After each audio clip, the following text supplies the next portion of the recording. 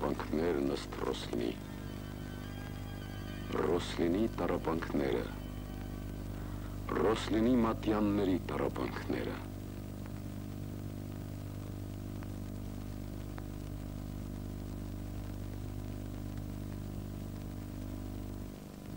1967 թվականին Հաջորդի միջազգային Սոթբի ընկերությունը լույս ընծայեց իր հերթական գնացուցակը։ Վաճառքի էին հանվել 13-րդ դարի հանճարեղ նկարիչ Թորոս Ռոսլինի մանրանկարները։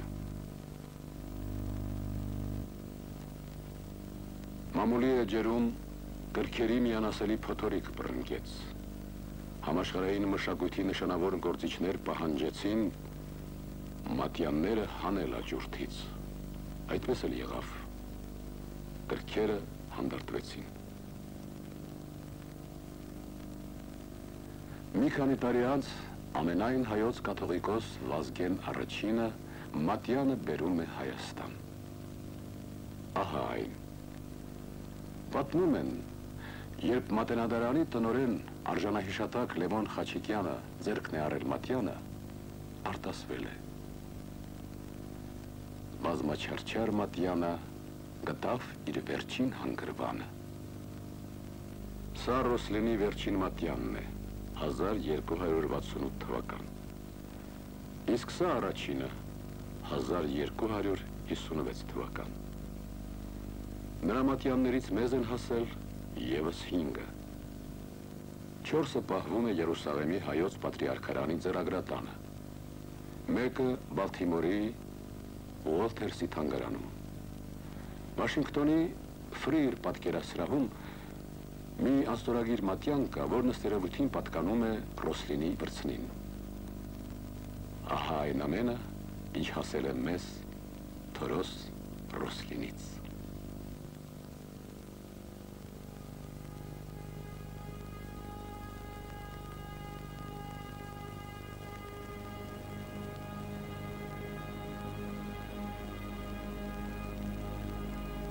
Սա Ռոսլինի մեզ հասած ամենավաղ մատյանն է, բայց անկասկած ոչ ամենաառաջինը։ Մեր առջև հասուն վարպետի գործեր են։ Նայեցեք ավետարանիչների դիմանկարները։ Ռոսլինի արվեստը այստեղ կատարելության է հասնում։ Մարդկային նուրբ հույզեր,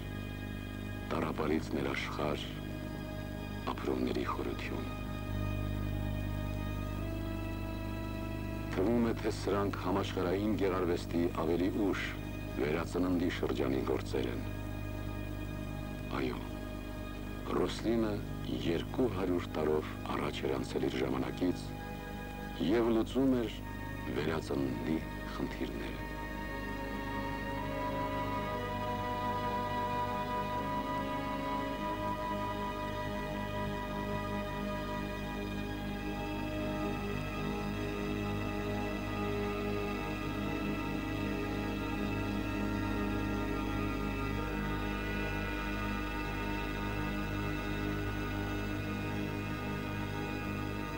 Երբ ուշադիր զննում ես Ռոսլինի մանրանկարները, ապշում ես, ինչ ազատ ու անկաշկանդ է նա օգտագործում համաշխարհային մշակույթի ավանդները։ Ահա այս պատկերներում նշմարվում են անտիկ արվեստի մոտիվները, պայքար և տառապանք։ Սա դեռևս նախապատմական ժամանակների առասպելներից է գալիս, զոհ հանուն պտղաբերության։ Իսկ կանանց դեմքերով այս թռչունները պատկերվել են դեռևս հին Եգիպտոսի, հին Իրանի, հին Հայաստանի կերպարվեստում։ Իսկ սա գոթական տաճարների վարդաքանդակ է հիշեցնում։ Եվ այս ամենը խմորվել ու բյուրեղացել է իր ժամանակի և իր ժողովրդի արվեստագետի հոգում։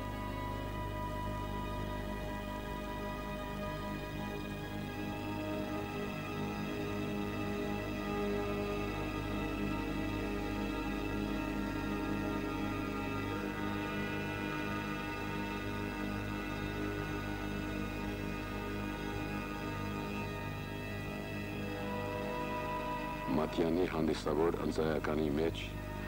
նշված է Կոնստանտին կաթողիկոսի անունը, որ պատվիրեց Մատյանս ինձ անարժան և նվաստ գրիչ Թորոսիս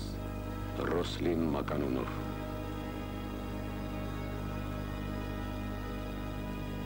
Այս տողերում նա աղաչում է հիշել իր հորը, եղբորը և ամենքին, որ օգնել են իրեն։ Պատմում է իրադարձությունների մասին, որոնց ականատեսն է եղել։ Ամեն տողի հետևում հույզեր, ճակատագրեր, մարդիկ։ Սկսեցի Մատյանս, երբ Կիլիկիայի թագավոր Հեթումը ճանապարհ էր ընկնում մողոլների մեծ խանի մոտ։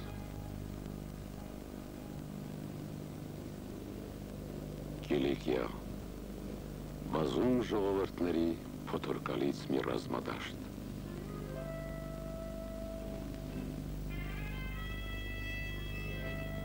Հյուսիսում Բյուզանդիաներ, արևելքում Սելջուկները, հարավում Եգիպտոսում մամլուքներն էին։ Իսկ արևմուտքից ափ էին ելնում խաչակիրների նորանոր զորախմբեր։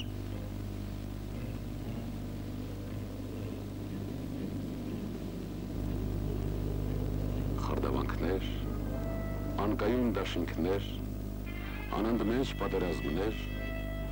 և այս ամենի գլխին կախվել էր մոնղոլական հորդաների աշխարհակործան վտանգը։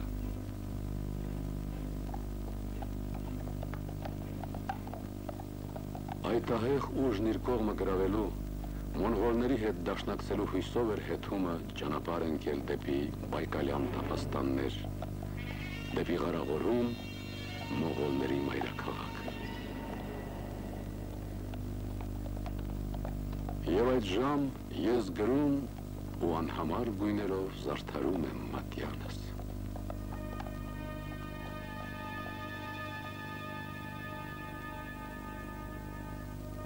Այսօր էլ ճիշտ այդպես մեր նկարիչը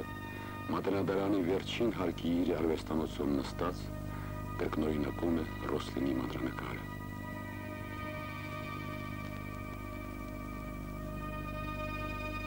Երևի մեր հին վարպետներն էլ այսպես էին աշխատում։ Ոչ, ինչ եք ասում։ Ինչու։ Ուսե վրձիններն են ուրիշ եղել, ներկերը։ Բանը վրձինն ու ներկը չէ։ Ամենակարևորը չկա։ Չկա հավատը։ Այն հավատը, որ ոգեշնչում էր Ռոսլինին։ Տեսեք, նույնիսկ տառերը, հազարավոր տառեր, ամեն մեկն իր դեմքն ունի, անկրկնելի է ինչպես մարդը։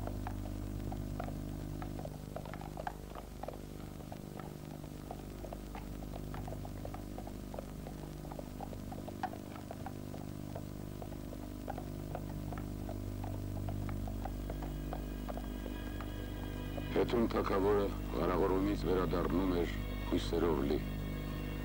Ո Կիլիկիա, հայրենի աշխարհին,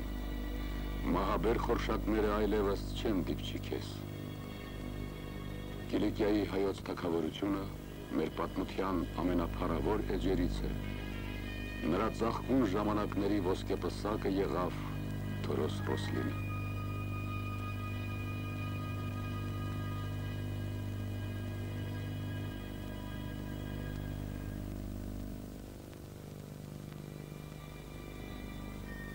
Սա Ռոսլինի 1268 թվականի Մատյանն է։ Կազմը ավելի ուշ ժամանակների է, արծաթակուռ, նրբորեն դրվագված, ոսկեջրած։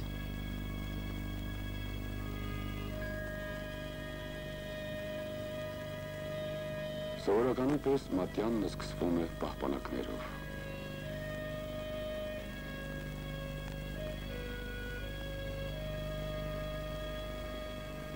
Իսկ սա արդեն բուն ձեռագիրն է, տեսեք մագաղաթը ինչ նուրբ է, ճկուն։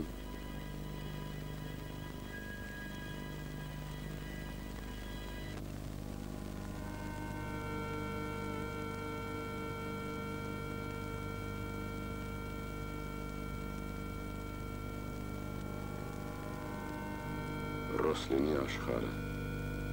բնության երջանիկ ներդաշնակություն։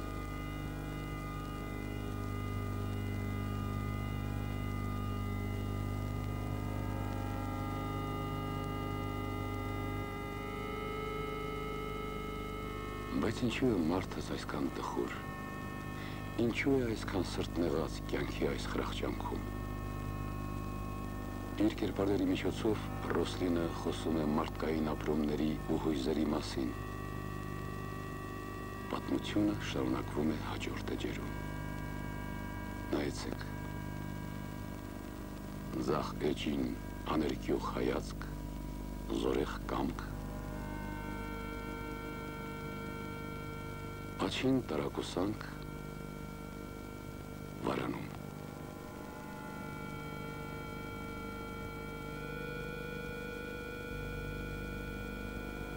Նույնը բնության մեջ, ձախ էջին անդոր, աչին տագնապ իրարանցում, նույնիսկ մոմի բոցը անհանգիստ թեքվել է։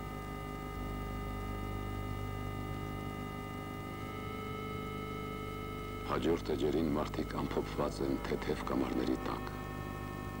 Գուցե կապույտ երկնքի և կանաչ երկրի խորհրդանիշն է սա։ Գունային նրբագ եղանցումները համակում են հանգստի ու անդորի զգացումով։ Նույն երկնքի տակ, նույն երկրի վրա, մեկն ապրում է բնության ներդաշնակ օրենքներով, իսկ մյուսը տառապում է ներքին հակասություններից։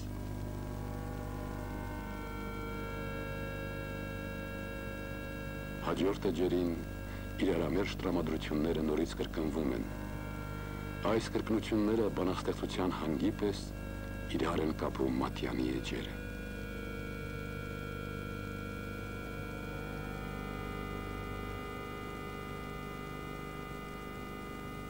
Բայց ինչու է մարդն այս ամենին անհաղորդ, ինչու է ամփոփվել իր ներաշխարհի մեջ։ Գուցե այստեղ ևս արտահայտվում են Ռոսլինի մտորումները կյանքի ու կեցության մասին, ինչպես ապրել։ Ընդամենը 10 էջ և մարդկային կրքերի փոթորկալից մի աշխարհ։ Ընդունված է ասել, թե ժամանակը միայն գրականության և երաժշտության մենաշնորհն է։ Բայց փիլիսոփա նկարիչը օգտվելով գրքի ինձեռած հնարավորությունից, գրքերի այդ փոթորիկը էջ առ էջ սփռել է ժամանակի ու տարածության մեջ։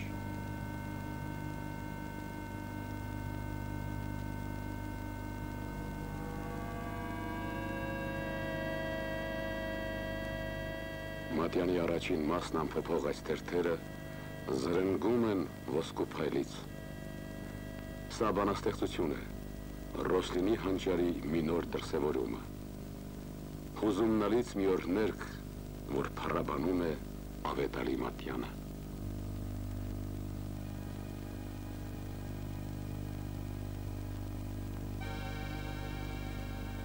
Այս ինչ կարմիր ներք է։ Ներք չէ, սխտորի հյութ է։ Ոսկին սրանով են ամրացնում մագաղաթին։ Տեսեք, կարծես ամեն ինչ տեղին արեցի, բայց էլի ոսկին այնպես չի փայլում, չի շողշողում։ Ռոսլինը հավանաբար ամեն մի Մատյանի համար հատուկ ոսկե թերթեր էր պատրաստում, հաշվի էր առնում մագաղաթի հաստությունը, ճկունությունը, փայլը։ Տեսեք, Ռոսլինի մագաղաթն ասես ոսկու զրնգուն թերթ լինի։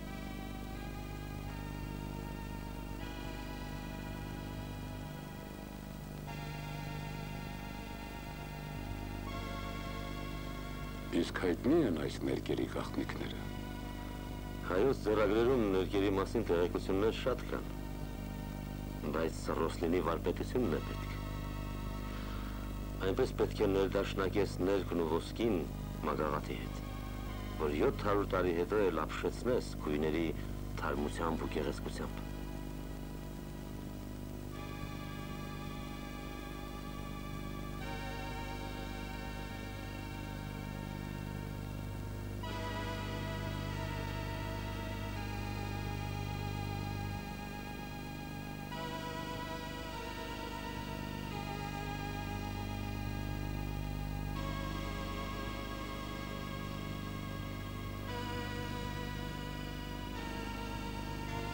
Գույնի ինչպիսի զգացողություն։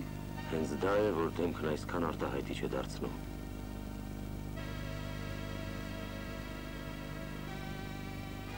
Ռոսլինը կարծես գույնով է կերտում ձևերը։ Այո, նա իսկական գեղանկարիչ է։ Գույնով է բացահայտում մարդու հոգեվիճակը։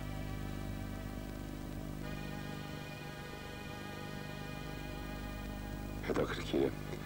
իսկ ինչ ես դու զգում, երբ քո ձեռքով հետևում ես Ռոսլինի վրձնին։ Դժվար է ասել։ Գուցե միայն այսպես կարելի է ըմբռնել նրա վարպետությունը։ Որքան ստույգ է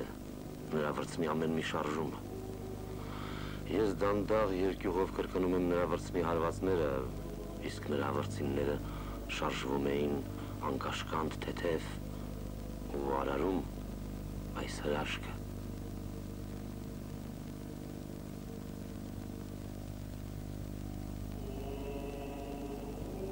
Մոգերի երկրպագությունը, խոնարհումն մանուկ Քրիստոսի առջև, սա վախով է նայում։ Նկարիչը զննում է, թե ով ինչպես է երկրպագում, մեկը կուրորեն, մյուսը հնազանդ, երրորդը սարսափով։ Ռոսլինն իր մտորումները շարունակում է մուտք Երուսաղեմ մանրանկարում։ Այստեղ էլ են երկրպագում, բայց նայեք ծերունու հետևում կանգնած մարդուն, սա առանց երկմտելու կուրանա։ Իսկ այս մեկը, որ այսօր շապիկն է փռում Քրիստոսի առջև, վաղը կգոչի, թող խաչվի։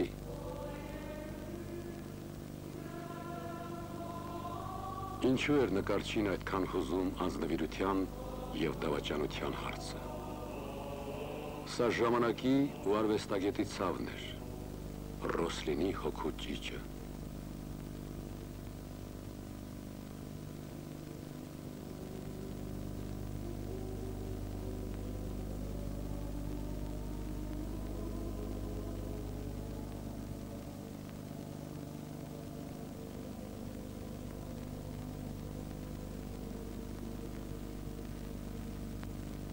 Տառապանքներն ըստ Ռոսլինի, նրա պատկերները փոթորկում են մարդկանց տագնապներով ու տառապանքներով։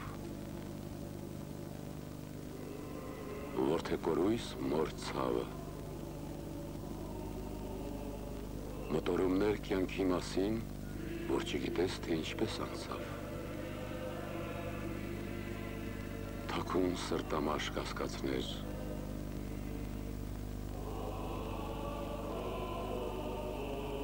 վերջին հույսի կորուստ։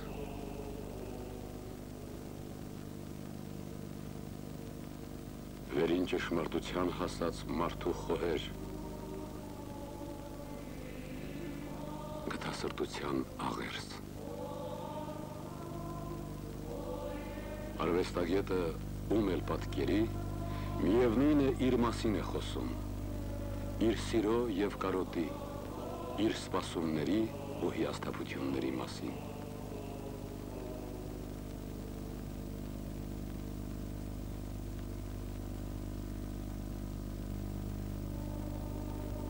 Այս մարդկանց տառապանքները հենց իր, Ռոսլինի տառապանքներն են։ Ռոսլինն ինքն է, որ խոսում է մեր տառապանքների մասին,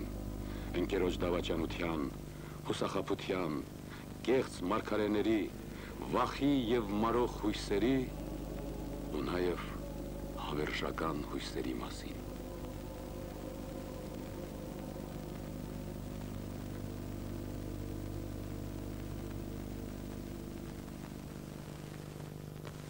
Մենք ուզում ենք Ռոսլինի մատյանների կողքին դնել զարմանալի ճակատագիր ունեցած այս մատյանը։ Թվում է, թե ինչ կապ կարող է լինել։ Սա բոլորովին ուրիշ դպրոցի մատյան է։ Գրվել է Խիզանում, այն էլ ոչ թե 13, այլ 15-րդ դարում։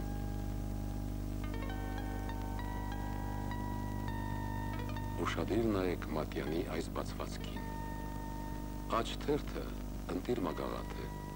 ձախը հասարակ թուղթ։ Տեսեք, մագաղաթին թուղթ է սոսնձված։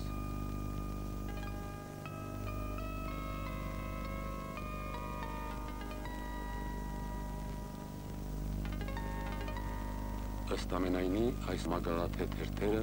պատկանել են Կիլիկիայում ստեղծված ինչ-որ մատյանի,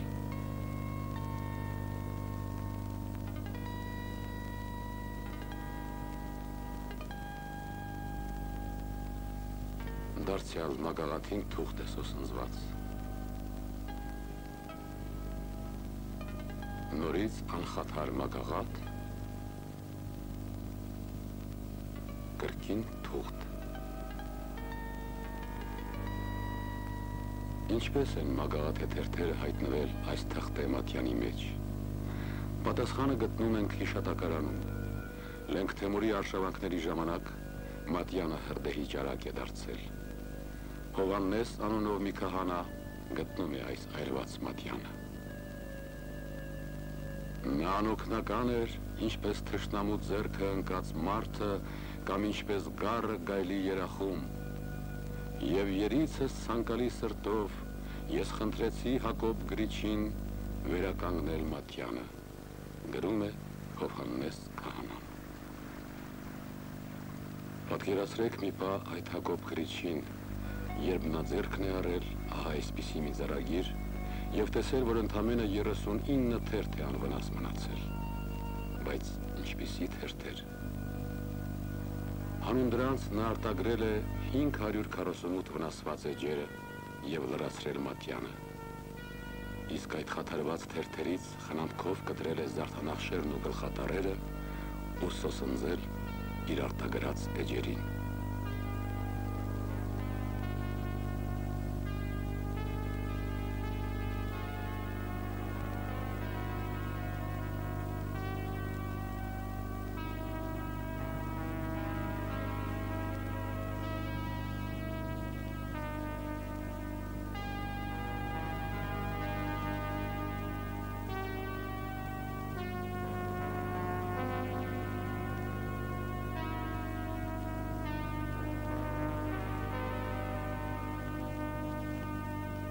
Բայց ով էր այդ գայլի երախն ընկած Մատյանի հեղինակը։ Պատասխան չկար, որովհետև հենց այստեղ հիշատակարանն ընդհատվում էր։ Վերջերս գիտնականները գտան հիշատակարանի շարունակությունը, որ մի ուրիշ Մատյանի պահպանակ էր դարձել։ Պարզ դարձավ, որ Մատյանը ստեղծվել է Կիլիկիայում, Հեթում թագավորի կահակալության 40-ամյակի առթիվ 1266 թվականին։ Մատյանի գրիչն ու ծաղկողը Թորոս Ռոսլինն է։ Այո, պատմելու շատ բան ունեն Ռոսլինի Մատյանները և ժողովրդի երանավետ ու ողբերգական ժամանակների մասին և իրենց մասին։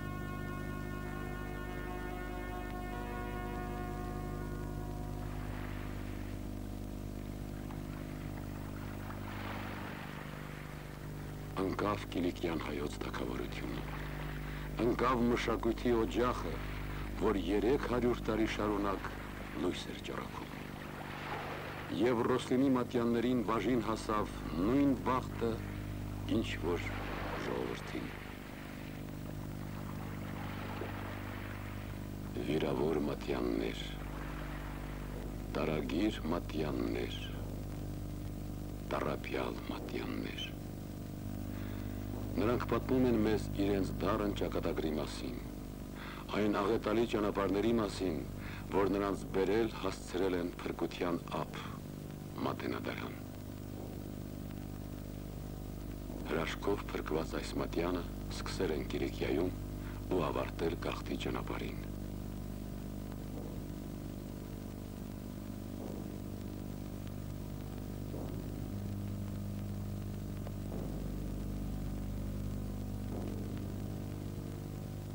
Սա թրատվել է։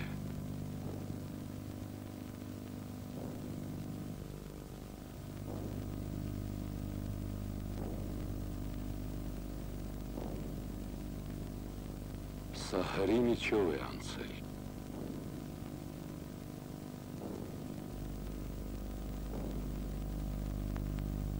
Այս մեկի վրա արյան հետքեր կան։ Սա դարերով թաքնված է եղել քարայրում ու քարացել է։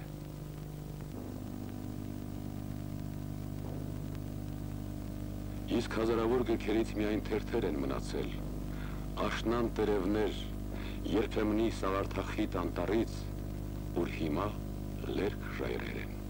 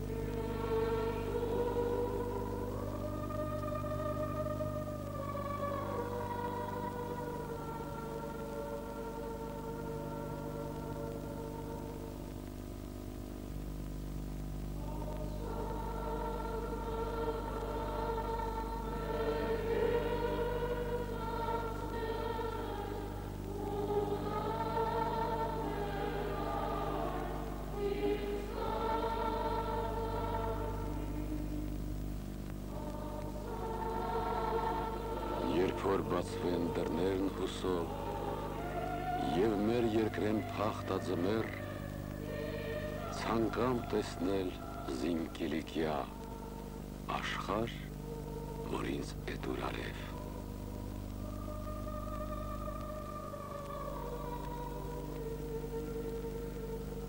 Այս երգը հայությունը այսօր երգում է ամենուրեք։ Երգն այն աշխարհի, որ էտուր արև։ Երկրի, որ կյանք է տվել։ Թորոս Ռոսլին ծնած աշխարհի երգը։